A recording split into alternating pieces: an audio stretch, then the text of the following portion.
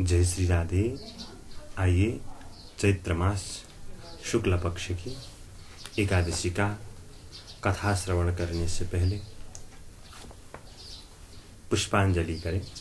श्रीमच्चंदन चर्चितोज्ज्वल वपुः शुक्लांबरा मल्लिका मालालंकृत कुंडला प्रविलसत् मुक्तावली शोभिता सर्वज्ञान निदान पुस्तकधरा रुद्राक्षमालाकरा वाग्देवी वदनाम्बुजे वसतु मे त्रैलोक्यमाता चिरम् अमरीकबरी भारभ्रमरी मुखरी कृतं दूरीकरोतु दूरितं गौरी चरणपङ्कजम् अविरलमदजलनिवहं भ्रमरकुलानीकसेवितकपोलम् अविमतफलदातारं कामेशं गणपतिं वन्दे। मूकं करोति वाचालं पङ्गुं लङ्घयते गिरिं यत्कृपातमहं वन्दे परमानन्दमाधवं। सच्चिदानन्दरूपाय विश्वोत्पत्त्यादिहेतवे तापत्रयविनाशाय श्रीकृष्णाय वयं नुमः। नारायणं नमस्कृत्य नरं चैव नरोत्तमं देवीं सरस्वतीं व्यासं ततो जयमुदीरयेत्। अब संस्कृत में चैत्र शुक्ल पक्ष की एकादशी का पाठ पारायण प्रारंभ होता है।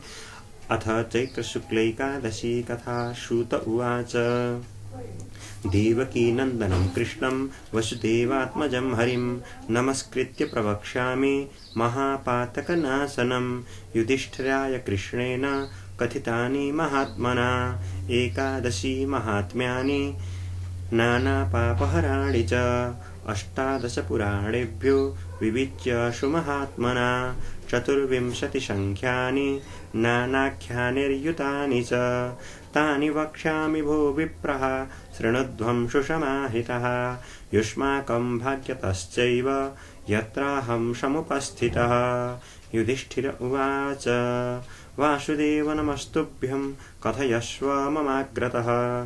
चैत्रस्य शुक्लपक्षे तु किं नामैकादशी भवेत्। श्रीकृष्ण उवाच शृणुष्वैकमना राजन् कथामेतां पुरातनीं। वसिष्ठो यामकथयत् प्राग्दिलीपाय पृच्छते। दिलीप उवाच भगवन् श्रोतुमिच्छामि कथयस्व प्रसादतः। भाग्येनैव त्ववसरो प्राप्यते पुण्यदायकः। चैत्रमासे शिते पक्षे किन्नामैकादशी भवेत्। वसिष्ठ उवाच साधुपृष्टं नृपश्रेष्ठ कथयामि तवाग्रतः। एकादशी पुण्यतमा पापेन्धनदवानलः। शृणु राजन् कथामेतां पापग्निं पुत्रदायिनीं। पुरा रत्नपुरे रम्ये हेमरत्नविभूषिते। पुण्डरीकमुखा नागा निवसन्ति मदोत्कटः। तस्मिन् पुरे पुण्डरीको राजा राज्यं करोति च। गन्धर्वै किन्नरैश्चैव यप्सरोभिः सुसेव्यते। वराप्सरा तु ललिता गन्धर्वो ललितस्तथा। उभौ रागेण संयुक्तौ दम्पती कामपीडितौ। रेमाते स्वगृहे रम्ये धनधान्ययुते सदा। ललितायास्तु हृदये पतिर्वसति सर्वदा। हृदये तस्य ललिता नित्यं वसति भामिनी। एकदा पुण्डरीकाद्यः क्रीडन्ति सदसि स्थितः। गीतगानं प्रकुरुते ललितो दयिताम्बिना। पदबन्धे स्खलज्युवो बभूव ललितां स्मरन्। मनोभावं विदित्वास्य कर्कुटो नागसत्तमः। पदबन्धच्युतिं तस्य पुण्डरीके न्यवेदयत्। शशापललितं तत्र मदनातुरचेतसं। राक्षसो भवदुर्बुद्धे क्रव्यादपुरुषाधकः। यतः पत्नी वशो जातो गायमानो ममाग्रतः।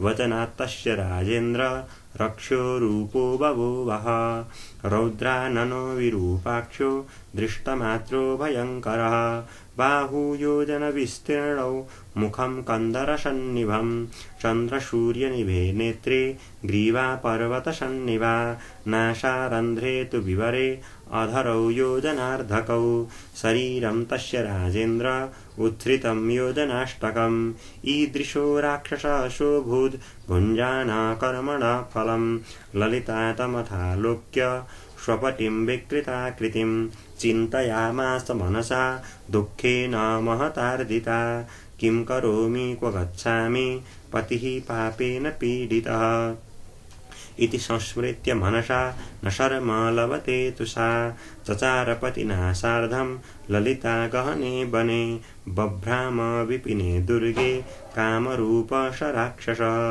निर्घृणः पापनिरतो विरूपः पुरुषार्धकः न सुखं लभते रात्रौ न दिवा पापपीडितः ललिता दुःखितातीव पतिं दृष्ट्वा तथाविधं भ्रमन्ति तेन सार्धं सा रुदती गहने वने कदाचिदगमद्विन्ध्य शिखरे बहुकौतुके ऋष्यशृङ्गमुनिस्तत्र दृष्टाश्रमपदं शुभं शीघ्रं जगाम ललिता विनयावनता स्थिता प्रत्युवाच मुनिर्दृष्टा का त्वं कस्य सुता शुभे किमर्थं हि समायाता सत्यं वद ममाग्रतः ललितोवाच वीरधन्वेति गन्धर्व सुता तस्य महात्मनः ललितां नाम मां विद्धि पत्यर्थमिह चागतां भर्ता मे शापदोषेण राक्षसो भुन्महामुने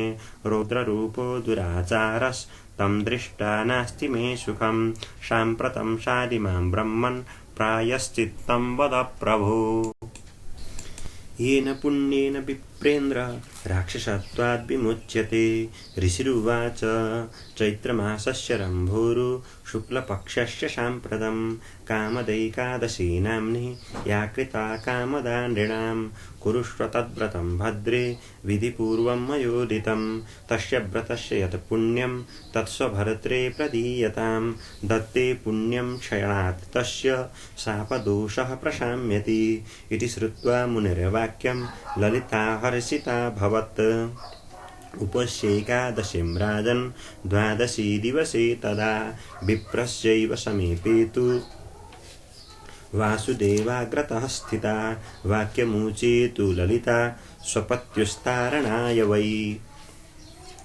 मया तु यद्व्रतं जीर्णं कामदाया उपोषणं तस्य पुण्यप्रभावेण गच्छत्वस्य पिशाचता ललिता वचनादेव वर्तमानोऽपि तत्क्षणे गतपापः स ललितो दिव्यदेहो बभूवः राक्षसत्वं गतं तस्य प्राप्तो गन्धर्वतां पुनः हेमरत्नसमाकीर्णो रेमे ललितया सह तौ विमानसमारूढौ पूर्वरूपाधिकावुभौ दम्पती चापि शोभेतां कामदायः प्रभावतः इति ज्ञात्वा नृपश्रेष्ठ कर्तव्यैषा प्रयत्नतः लोकानां च हितार्थाय तवाग्रे कथिता मया बहुपुण्यप्रदा ह्येषा कामदैकादशी स्मृता ब्रह्महत्यादिपापघ्नि पिशाचत्वविनाशिनी नातः परतरा काचित् त्रैलोक्ये सचराचरे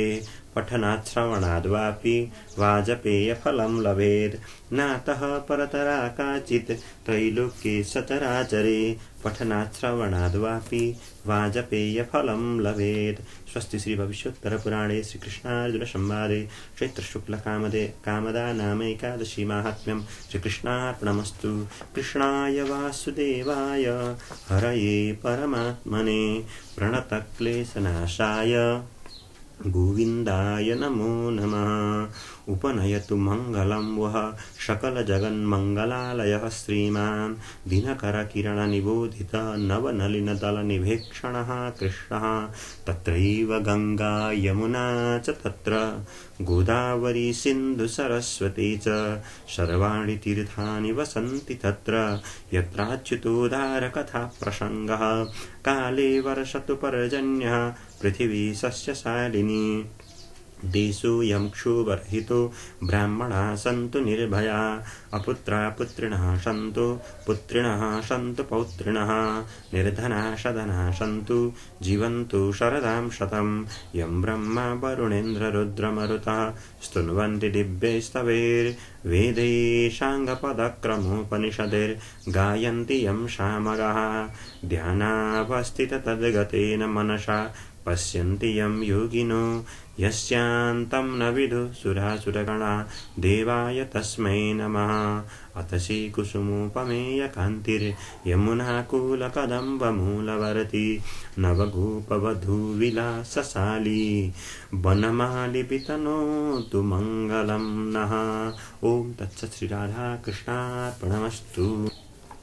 आइए सज्जन भक्तों, आज हम चैत्र मास की शुक्ल पक्ष की कामदा नामक एकादशी का पाठ श्रवण करने के उपरांत अब हम कथा श्रवण करने जा रहे हैं। बहुत हर्ष की बात है कि चैत्र मास के शुक्ल पक्ष में भगवान श्री राम जी का आविर्भाव नवमी के दिन हुआ। उसके 2 दिन बाद एकादशी के दिन में कामदा नामक जो संपूर्ण कामनाओं को पूरा करे उसको कामदा कहा जाता है। उस कामदा एकादशी का महात्म्य श्रवण करने जा रहे हैं। जिस पक्ष में भगवान श्री हरि का आविर्भाव हुआ, उसी पक्ष में पराम्बा माँ जगदम्बा का आराधना पूजा आदि हुए, ऐसा पक्ष जो अत्यंत शुभदायक है, उसमें कामदा एकादशी का अब मैं आपको कथा श्रवण कराने जा रहा हूँ।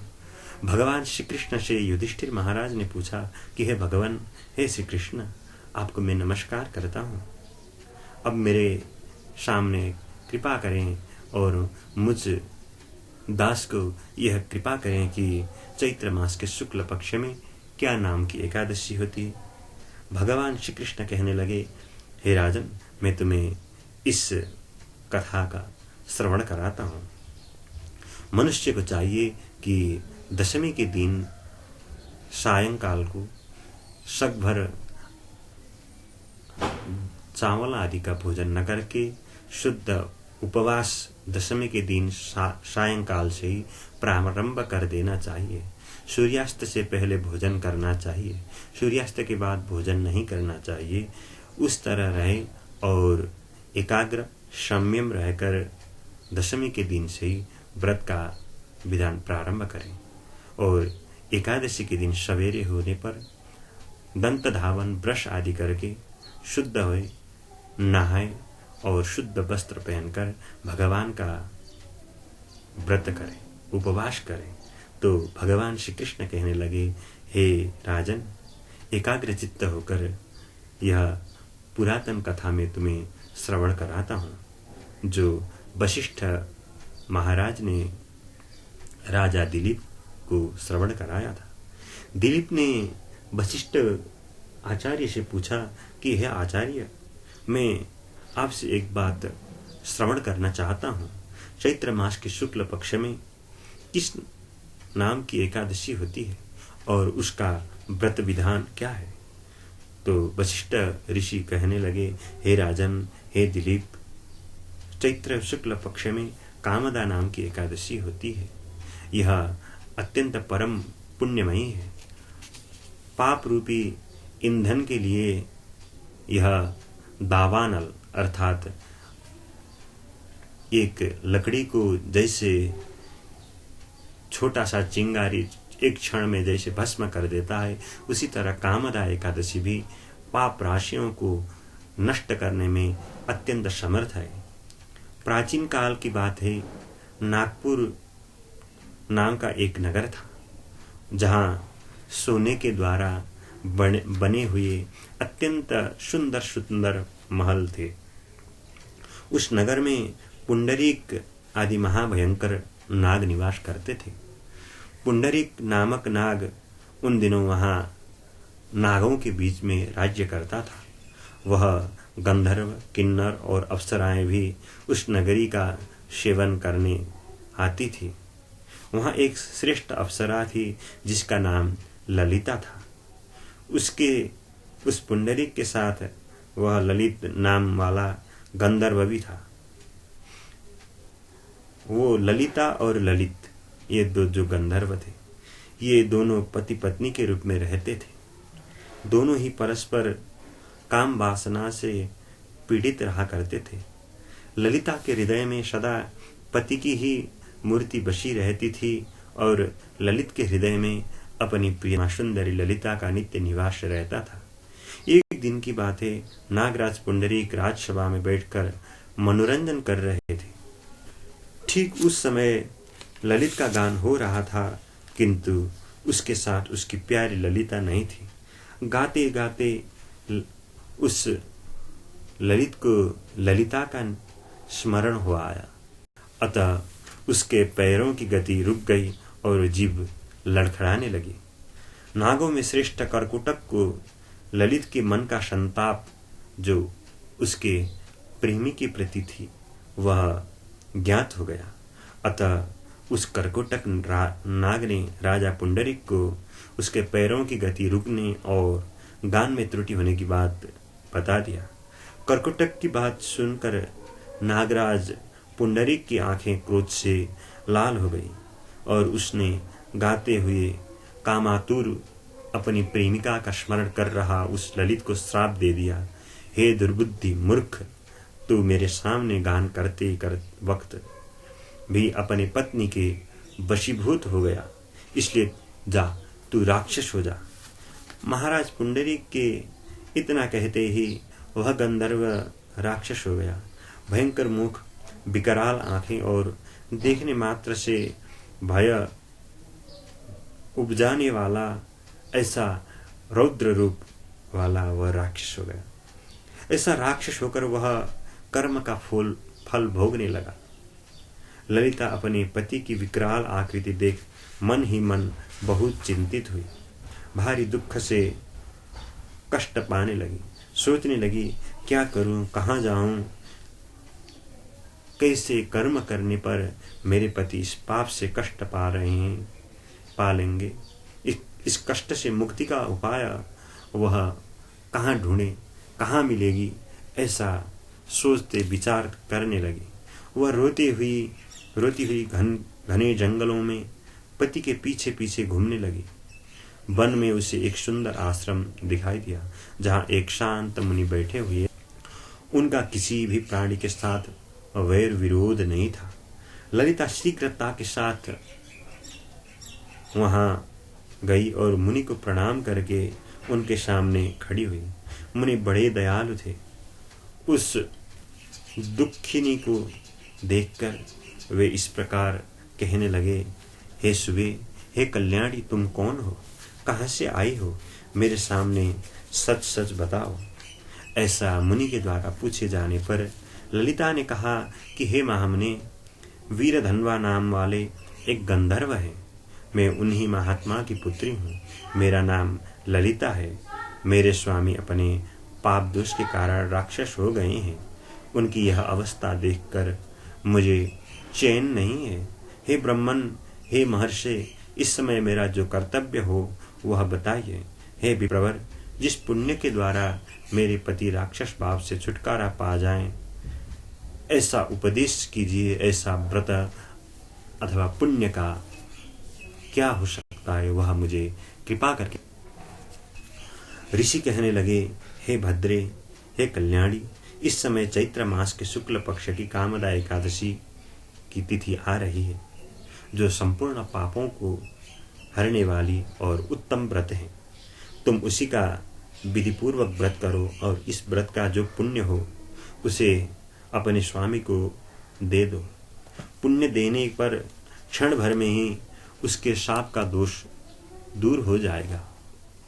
हे राजन, मुनि का यह वचन सुनकर ललिता को बड़ा हर्ष हुआ। उसने एकादशी को उपवास करके द्वादशी के दिन उन ब्रह्मर्षि के समीप ही भगवान वासुदेव के श्री विग्रह के समक्ष अपने पति के उद्धार के लिए यह वचन कहा कि मैंने यह जो कामदा एकादशी का उपवास व्रत किया है, उसके पुण्य के प्रभाव से मेरे पति का राक्षस भाव दूर हो जाए। ऐसा ललिता के द्वारा कहने पर उसी क्षण में ललिता के द्वारा दिए गए पुण्य के प्रभाव से ललित का पाप दूर हो गया। उसने दिव्य देह धारण किया और राक्षस भाव से विमुक्त हो गए। निर्मुक्त होकर वह पुनः गंधर्व जाति को प्राप्त हुए। हे राजन, वे दोनों पति पत्नी कामदा के प्रभाव से पहले की अपेक्षा भी अधिक सुंदर रूप धारण करके विमान पर आरूढ़ होकर अत्यंत शोभा पाने लगे। यह जानकर इस एकादशी के व्रत का प्रयत्न पूर्वक पालन करना चाहिए। मैंने लोगों के हित के लिए तुम्हारे सामने इस व्रत का वर्णन किया है। कामदा एकादशी ब्रह्म हत्या आदि पापों तथा पिशाचत्व आदि दोषों को भी नाश करने वाली है। हे राजन, इसके पढ़ने और सुनने मात्र से वाजपेय यज्ञ का फल मिलता है।